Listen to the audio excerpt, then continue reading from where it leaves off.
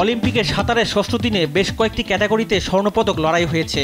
মেয়েদের দলগত 400 metre freestyle রিলেতে অলিম্পিক রেকর্ড করে স্বর্ণ জিতেছে অস্ট্রেলিয়া। স্বর্ণ জিততে তাদের সময় লেগেছে 7 মিনিট 38 সেকেন্ড।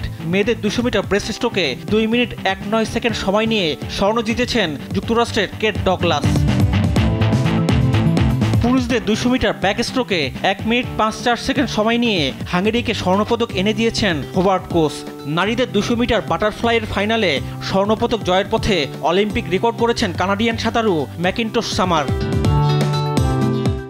জিমন্যাস্টিক্সের নারীদের অল অ্যারাউন্ড ইভেন্টে এবারের আসরে নিজের দ্বিতীয় স্বর্ণপদক জিতেছেন কিংবদন্তি মার্কিন জিমন্যাস্ট সিমন বাইলস। শুটিংয়ের ছেলেদের 50 মিটার 3 পজিশনস রাইফেল ইভেন্টে স্বর্ণ জিতেছেন চীনের লিউ ইউকন। 463.6 স্কোর করে এই ইভেন্টে বিশ্ব রেকর্ড করে স্বর্ণ জিতেছেন তিনি। ছেলেদের 20 মিটার হাঁটা প্রতিযোগিতা দিয়ে শুরু হয়েছে প্যারিস অলিম্পিকের অ্যাথলেটিক্স ডিসিপ্লিন। এই ইভেন্টে স্বর্ণ জিতেছেন ইকুয়েডরের ব্র্যান্ড পিন্তাদো। মেয়েদের 200 মিটার রেস ওয়াকে স্বর্ণ জিতেছেন চীনের ইয়াং জিয়াসু।